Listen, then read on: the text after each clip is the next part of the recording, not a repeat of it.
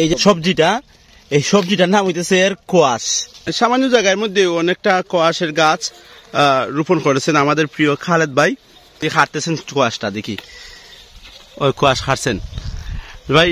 এই কোয়াশটা আসলে এই কোয়াশের স্বাদটা কেমন আপনার কাছে জানতে চাই।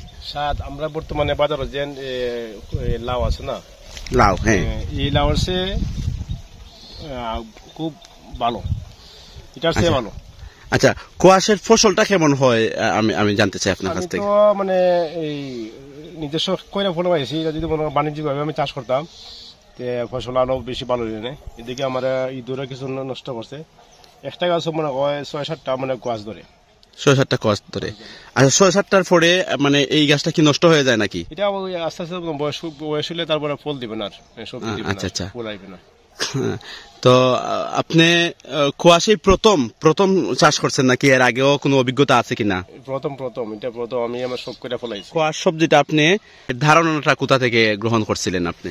ধারণাটা আমি ইউটিউবে দেখছি, মানে মানুষের চাষ করে, ওটা দেখে আমার আগ্রহ হয়েছে, আমি আমার চাষ করবো নাকি। ওটা দেখে আমি প্রথম নিজে অল্প করে চাষ করে এটা ফলন কিরকম, স্বাদ কিরকম।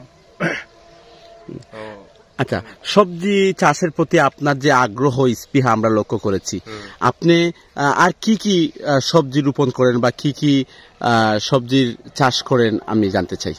এখন সিজন আমার আছে, মানে আলু আছে, মনে নিজের মানে ব্যক্তিগত মানে ভাবে ফলাইছি, এটা আমার নিজে খাওয়ার জন্য। আর সিম আছে, এই ক্ষেতটা সিমের সিম। আর এদিকে মানে পেঁয়াজ লাগাইছি, পেঁয়াজ কিছু খাওয়ার জন্য মানে মূলা চাষ করছেন। অনেক সবজি, অনেক প্রজাতির সবজি মূলত একই জায়গার মধ্যে আমরা লক্ষ্য করেছি। তো আসলে আপনি যে এই সবজিগুলি চাষ করতেছেন বা করছেন, কি করলে আপনি আরো ডেভেলপ করতে পারবেন, আপনার ধারণা কি? মানে সবজি ক্ষেত্রে আসলে মানে লাভবান আছে আমার, আমি আমার এটা আসলে সেহেতু আমার আগ্রহ বেশি। আর নিজের শ্রম দিতে পারি না, মানে শ্রম দিলে অনেক মানে এটা বড় মানে। আচ্ছা, কোয়াশ, আরো কোয়াশ খাটতেছেন। এই যে কোয়াশগুলি কেমন হয়, গাছগুলি দেখেন, কোয়াশের গাছ একই জায়গায়, উপরে কোনো সুতা বাঁধা বা কোনো কিছু লাগে না, নিচের গাছেই কোয়াশ হয়ে যায়। যে উনার এত আগ্রহ যে অল্প জায়গার মধ্যে অনেক প্রজাতের ফসল কিন্তু উনি রোপণ করেছেন, অনেক প্রজাতের সবজি উনি উৎপাদন করেছেন, অনেক সুন্দর সুন্দর। উনি কিন্তু দেখতেছেন যে কোন গাছের মধ্যে কোয়াশ কাটা যায়, কাটার উপযোগী হয়েছে কিনা, কোন গাছ থেকে কোয়াশ মূলত সংগ্রহ করা যায়। এই ইতিমধ্যে 2টি গাছ থেকে মূলত উনি কোয়াশ কেটে সংগ্রহ করেছেন। একটা কোয়াশ কাটার উপযোগী হয়ে গেছে, হ্যাঁ, একটা কোয়াশ উনি কাটলেন। ভালো লাগে কিন্তু কোয়াশগুলি দেখতে।